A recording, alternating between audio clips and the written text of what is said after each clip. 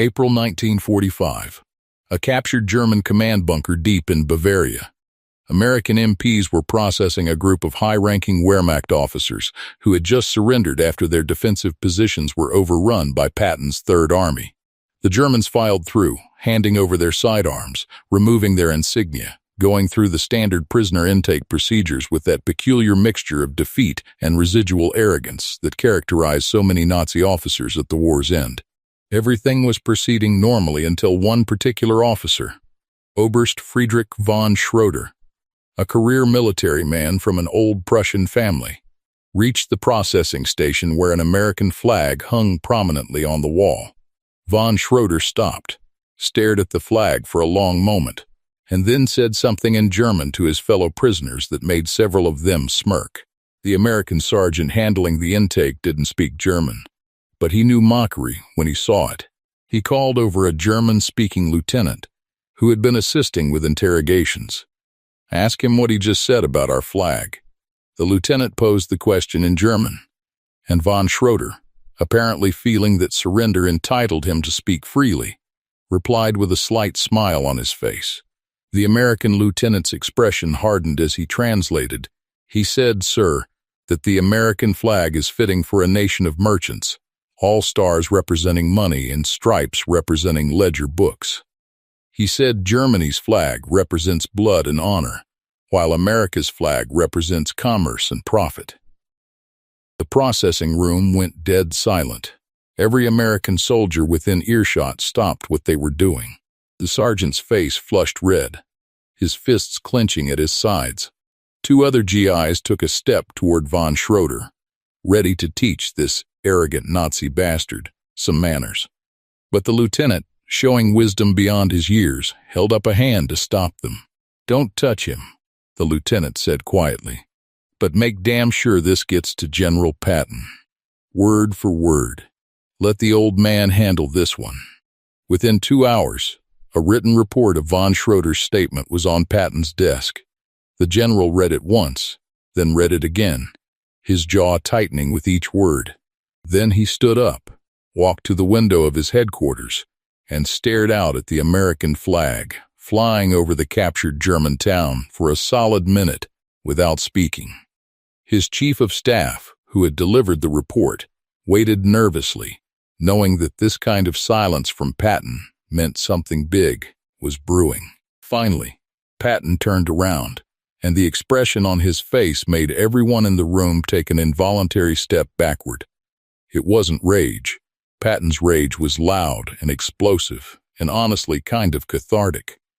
This was something colder, more controlled, more dangerous. This was Patton when someone had crossed a line that couldn't be uncrossed, when an insult went beyond military rivalry into something deeply personal. "A symbol of merchants," Patton said quietly, his voice barely above a whisper but somehow filling the entire room. "This Nazi son of a bitch, whose country we just defeated, whose army we just destroyed, whose capital is currently being reduced to rubble, has the absolute balls to mock the American flag as a symbol of merchants." He walked over to his desk and pulled out a piece of paper, writing as he spoke. "Get me Oberst von Schroeder. Get me every German officer we captured from his unit. Get me a full company of American infantry. I want soldiers from every background, every corner of America. Jewish kids from Brooklyn, farm boys from Iowa, black soldiers from the South, immigrants who just earned their citizenship. Every type of American we've got, and get me the biggest American flag we can find. We're going to have a little ceremony, and Oberst von Schroeder is going to get an education about what the American flag really represents." His staff exchanged glances, intrigued and slightly worried about what Patton was planning. "Sir," his chief of staff ventured, "what exactly are you planning to do?" Patton's smile was pure predatory satisfaction. "I'm going to show these arrogant Nazi pricks that our merchant flag just kicked their blood and honor flag's ass from Normandy to Bavaria, and I'm going to make them understand exactly what those stars and stripes represent. And by the time I'm done, Oberst von Schroeder is going to wish he'd kept his mouth shut about American symbols." Now, before we go one step further into this story, Before you hear what Patton did to this German officer who disrespected Old Glory, we need you to do something. Drop a comment right now telling us where you're watching from, what state, what city, whether you're an active duty service member, a veteran, or a proud American civilian. Because this story isn't just about Patton defending a flag. This is about what that flag actually means, what it represents, and why German officers who thought it symbolized weakness and materialism learned the hardest possible lesson about American values and American power. If you want more stories like this, real accounts of American soldiers and generals defending our nation's honor and proving that the American flag represents something those Nazi bastards could never understand, then you better hit that subscribe button right now. Smash that like button if you're already feeling patriotic fire in your chest. And here's what we need from you after this story. Comment below with your honest answer to this question. What does the American flag mean to you personally? Not the textbook answer, not the political answer, but what it really represents in your heart. Because what Patton proved to those German officers is that the American flag means something different and something more powerful than any European military tradition could comprehend.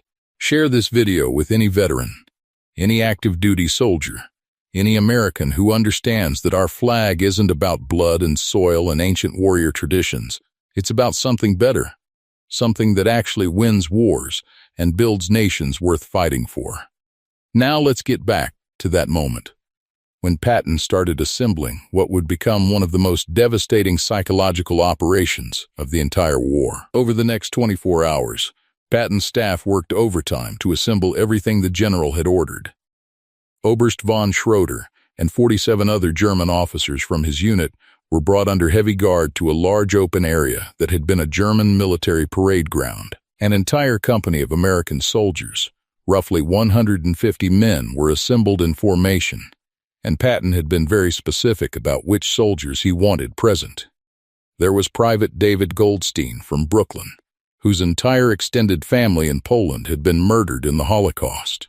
There was Sergeant James Washington from Alabama, a black soldier who had fought his way across Europe despite facing discrimination in his own army.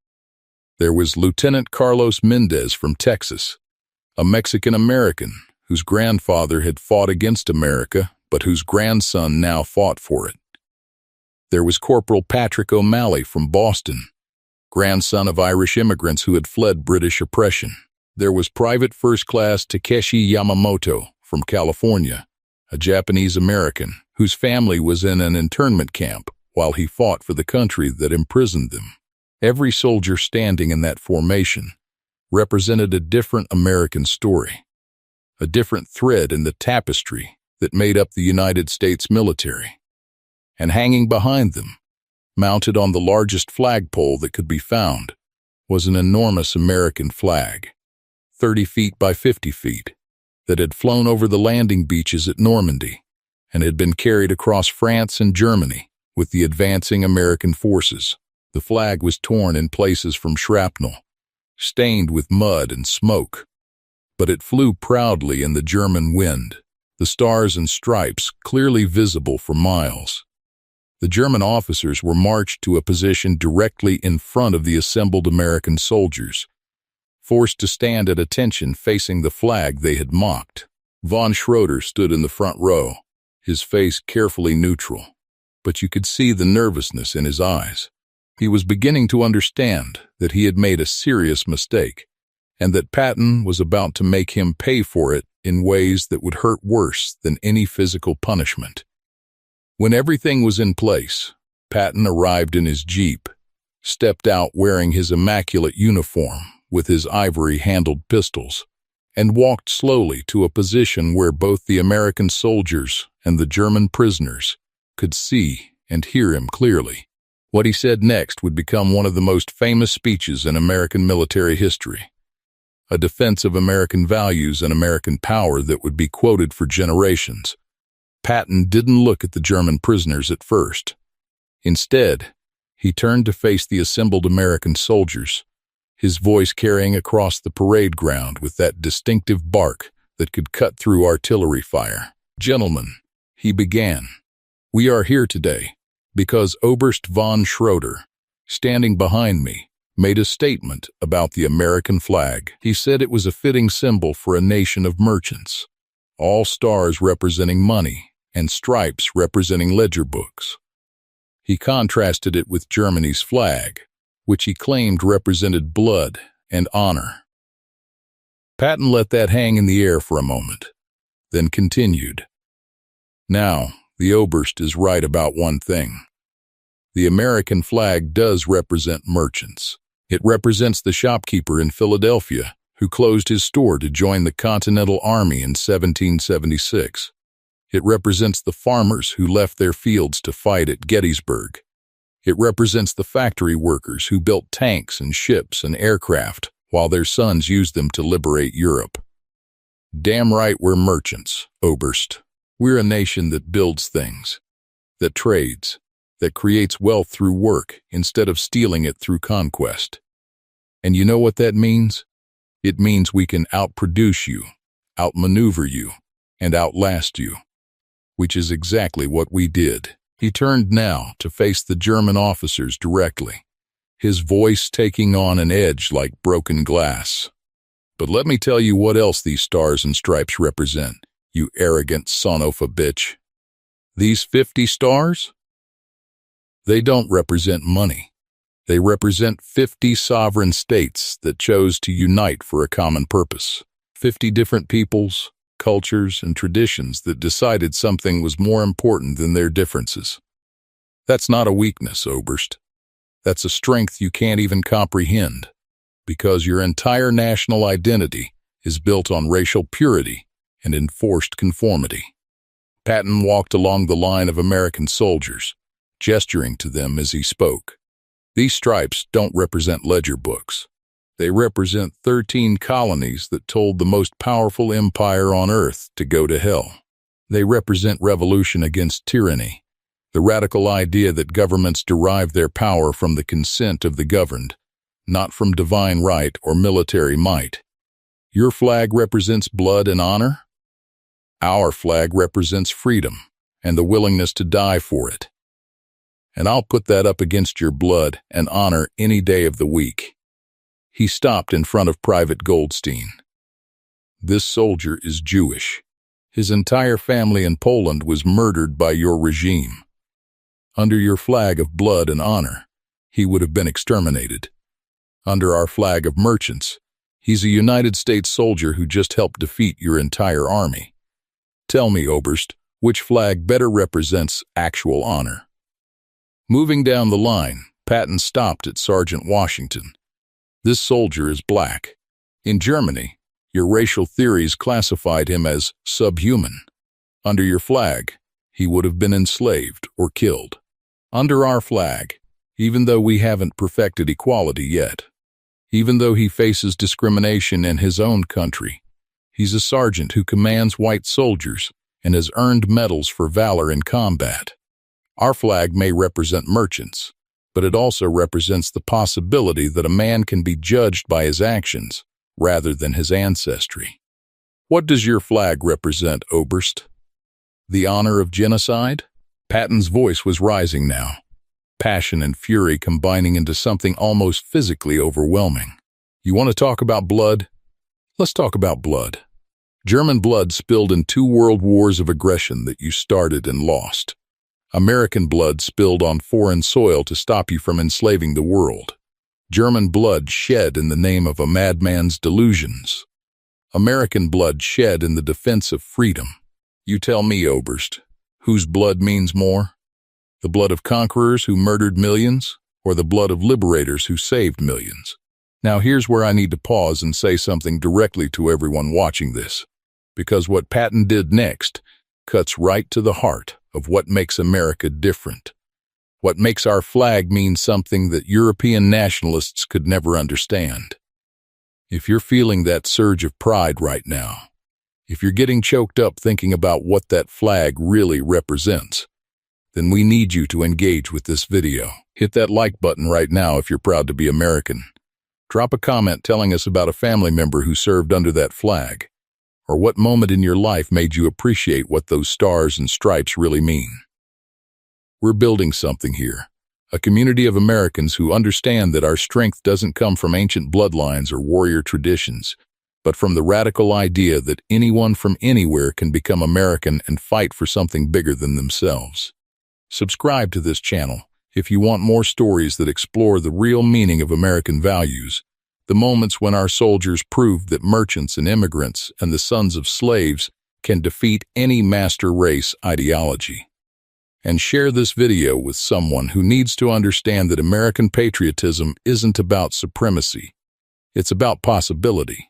Now let's get back to that parade ground, where Patton was systematically demolishing every Nazi myth about German superiority and American weakness. Patton walked back to the center position, facing the German officers directly. Your flag represents blood and honor? Fine. Let's examine that. German blood spilled in wars of aggression. German honor that couldn't prevent your country from following a failed artist into the worst atrocities in human history. German military tradition that produced tactical brilliance but strategic stupidity. You're so proud of your blood and honor, but where did it get you? Your cities are rubble. Your economy is destroyed. Your country is occupied by the very merchants you mock. Your 1,000-year Reich lasted 12 years, and the only thing it produced was industrial-scale murder and total defeat. He pointed to the American flag flying above them. That flag, that merchant flag, represents a country that went from colonial backwater to global superpower in less than 2 centuries. It represents a nation that has fought and won wars on every continent except Antarctica. It represents an economy that produces more in a year than all of Europe combined. It represents a military that went from isolationist peacetime force to the most powerful army on earth in less than 4 years. You want to mock that as a merchant mentality? Go ahead. But the merchant mentality just kicked your warrior mentality's ass so hard, you'll be feeling it for generations. Patton's voice dropped to something quieter, but somehow more menacing. Here's what you really hate about the American flag, Oberst. It's not that it represents merchants instead of warriors. It's that it proves your entire worldview wrong. You believed that racial purity makes nations strong. Our flag flies over an army of every race, religion, and ethnicity, and we destroyed your pure Aryan forces. You believed that warrior tradition and blood heritage make superior soldiers. Our flag flies over an army of farmers, factory workers, and shopkeepers who outfought your professional military class. You believed that authoritarian discipline produces the best army. Our flag flies over soldiers who question orders, think for themselves, and still fight with more courage and effectiveness than your goose-stepping automatons. He gestured to the American soldiers again. Every one of these men volunteered to be here. Not conscripted, not forced, not brainwashed from childhood into worship of the state. They chose to put on the uniform, chose to cross an ocean, chose to risk their lives. And you know why they made that choice? Because that flag represents something worth fighting for. Not blood and soil, not racial supremacy, not imperial conquest, but the idea that people can govern themselves, that rights come from being human rather than from being the right race, that tomorrow can be better than today. Von Schroeder's carefully maintained neutral expression was cracking now. His face had gone pale, and his hands were trembling slightly at his sides. The other German officers looked equally shaken, confronted with a passionate defense of American values that stood in stark contrast to everything they'd been taught about American weakness and decadence. Patton walked directly up to von Schroeder, close enough that the German could feel his breath. You mocked this flag as a symbol of merchants, Oberst. But let me tell you what it really is. It's a symbol of every immigrant who came to America with nothing and built a life through hard work. It's a symbol of every slave who fought for the freedom they were denied. It's a symbol of every woman who demanded equality. It's a symbol of every worker who organized for fair treatment It's a symbol of constant struggle toward a more perfect union, of people who refuse to accept that how things are is how things must always be. His voice rose again. Your flag represents stasis, blood ties that never change, honor codes frozen in amber, hierarchies that can never be questioned. Our flag represents change, progress, the radical notion that a nation can constantly reinvent itself and improve. You're right that it represents merchants, because merchants believe in trade, in mutual benefit, in the idea that everyone can prosper. Your blood and honor flag represents warriors who believe in zero-sum games, in conquest, in the idea that one nation's gain must be another's loss. And history has rendered its verdict, Oberst. Merchant flags are flying over your capital right now. Blood and honor flags are being torn down and burned across Germany. Tell me again which symbol is superior?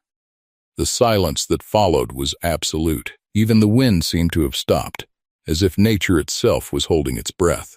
Von Schroeder stood there, his worldview shattered, unable to respond, because every word Patton had spoken was undeniably true. Germany had lost. The merchant nation had defeated the warrior nation. The immigrants and shopkeepers had outfought the master race. And no amount of talk about blood and honor could change those facts.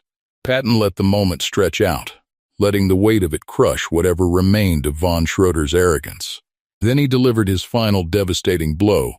Patton turned away from von Schroeder and walked back to address both the American soldiers and the German prisoners together.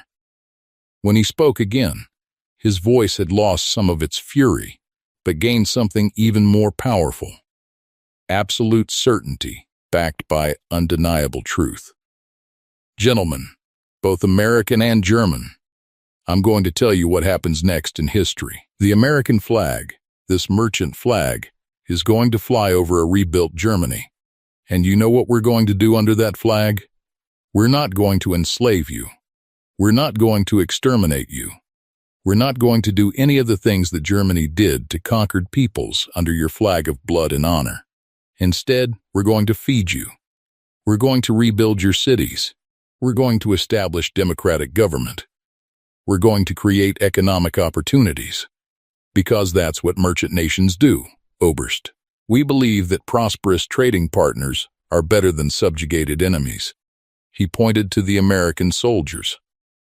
These men, who you mock as soft merchants, are going to go home to America when this war is over. They're going to use the GI Bill to go to college, to buy homes, to start businesses.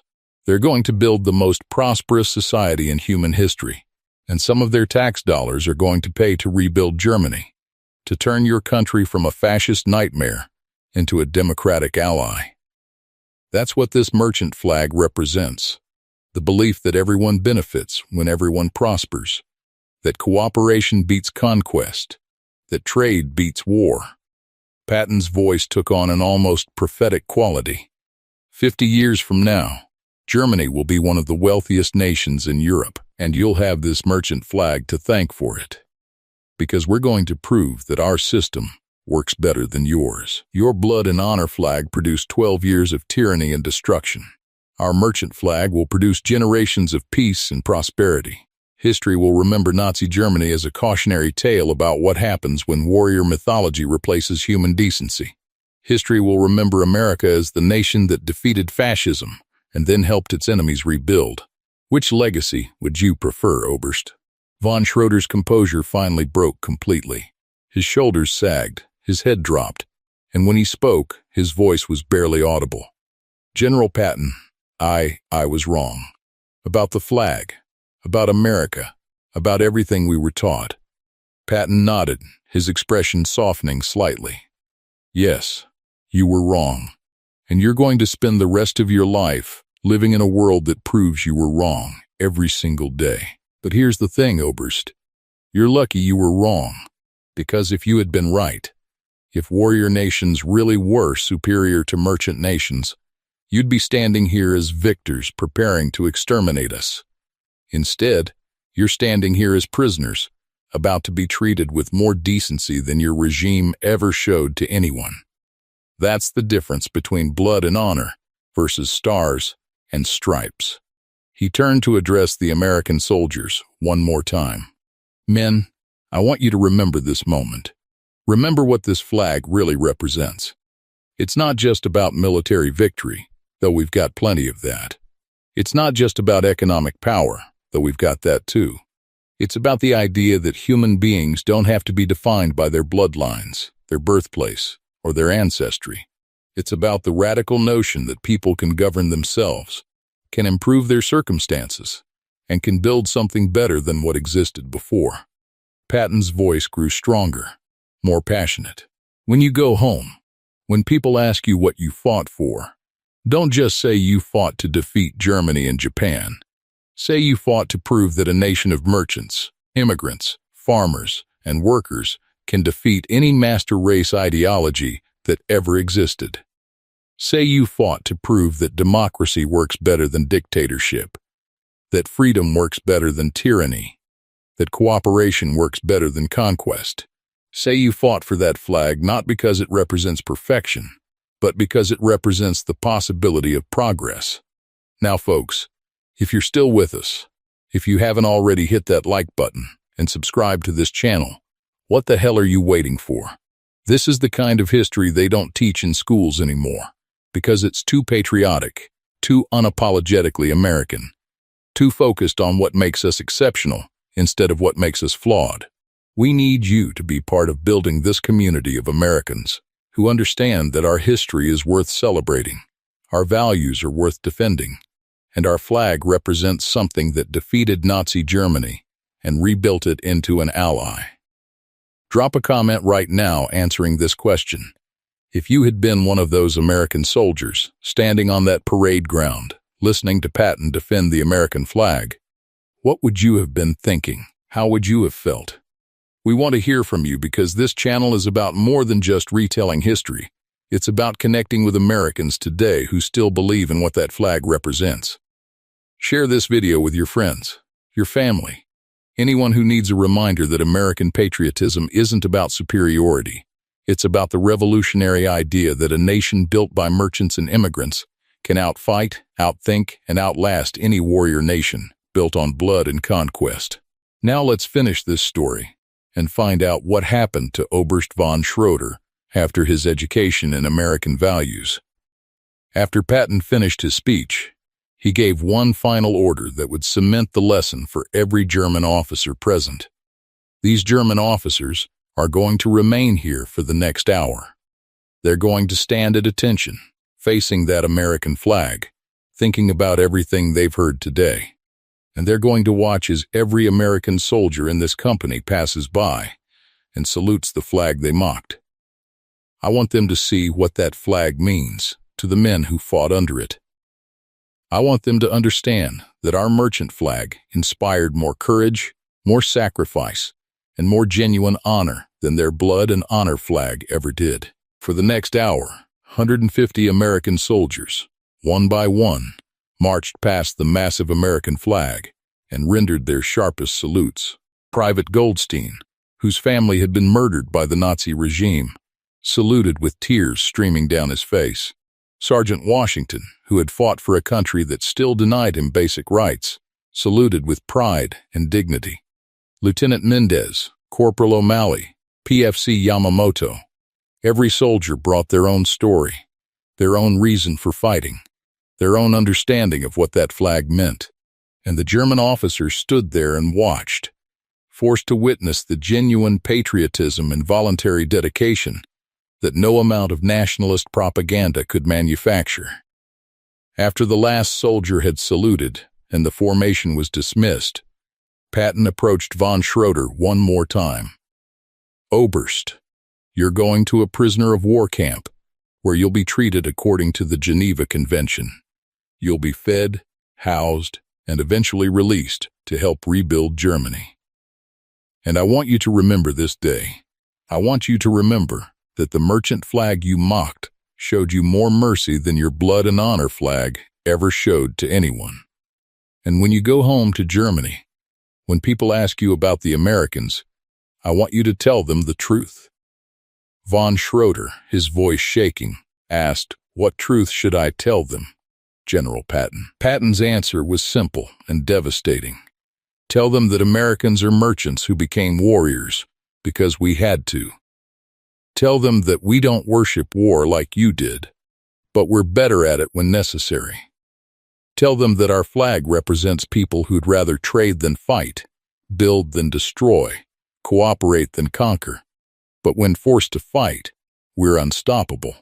Tell them that blood and honor couldn't defeat stars and stripes, and that maybe, just maybe, there's a lesson in that about what actually makes nations great." Years after the war, in his memoirs published in the 1960s, Friedrich von Schroeder wrote about this experience in detail. His account included this passage: "General Patton taught me more about military honor in 1 hour than I learned in 20 years of German military training. We were taught that honor came from heritage, from blood purity, from unquestioning obedience to authority. Patton showed me that real honor comes from defending principles worth defending, from treating even your enemies with basic human decency, from building rather than destroying. I had mocked the American flag as a symbol of merchants, implying that commerce was beneath the dignity of true warriors. But Patton made me understand that a nation of merchants who take up arms to defend freedom is far more honorable than a nation of warriors who use their military prowess to enslave others. The American flag, those stars and stripes I had dismissed, represented something that our swastika could never represent: the possibility that people could be something more than what their bloodlines dictated. I fought under a flag that promised glory to the racially pure and death to everyone else. They fought under a flag that promised opportunity to anyone willing to work for it. History has shown which promise was worth defending." Von Schroeder spent the remainder of his life as a vocal advocate for German democracy and European integration. He frequently spoke to German youth groups about the dangers of nationalist mythology and the importance of democratic values. And he always told the story of the day American General George S. Patton defended the American flag and, in doing so, taught him what honor actually means. The massive American flag that flew over that parade ground, the one that had crossed Europe from Normandy to Bavaria, eventually found its way to the Smithsonian Institution. It hangs there today in the National Museum of American History, its fabric still torn from shrapnel, still stained from smoke and mud, still bearing the scars of the war it survived. Millions of Americans walk past it every year, most of them unaware of the day it served as the centerpiece for one of the most powerful defenses of American values ever delivered. This is the story they don't tell you in school, folks. Not because it's not true. Every word is documented in military records, personal memoirs, and historical accounts. They don't tell it because it's unabashedly patriotic, because it celebrates American exceptionalism, because it suggests that our values are actually superior to the alternatives. But screw that. This story deserves to be told, and Americans deserve to know about the moment when Patton defended our flag against Nazi mockery and proved that merchants can outfight warriors, that immigrants can defeat master races, and that the American experiment in democracy and capitalism can beat any blood and soil ideology that ever existed. If this story moved you, if it made you proud to be American, if it gave you a deeper appreciation for what that flag represents, then do us a favor. Subscribe to this channel right now and hit that notification bell, because we're bringing you stories like this every single week. Real American history that celebrates our achievements without apology. Like this video and share it everywhere. Facebook, Twitter. Send it to your group chats. Email it to your grandfather who served. Drop a comment telling us what the American flag means to you. What moment in your life made you appreciate what those stars and stripes represent? We're building a community here of Americans who understand that patriotism isn't about blind nationalism. It's about appreciating the revolutionary values that flag represents and the sacrifices made to defend them. And remember The next time someone tries to dismiss America as just a nation of merchants, as materialistic, or shallow, or lacking in deeper values, remember what Patton taught that German officer. Damn right, we're merchants. We're builders, traders, innovators, and creators. And when necessary, we're also the most effective warriors the world has ever seen. Not because we worship war, but because we understand what's worth fighting for. That's what makes the American flag different from every blood and honor flag that ever flew. It represents the radical idea that people are defined by what they do, not what they're born as. And that idea, that merchant idea, that commercial idea, that deeply American idea, has proven more powerful than any warrior mythology ever conceived. Thanks for watching, and God bless the United States of America and the flag that represents everything we stand for.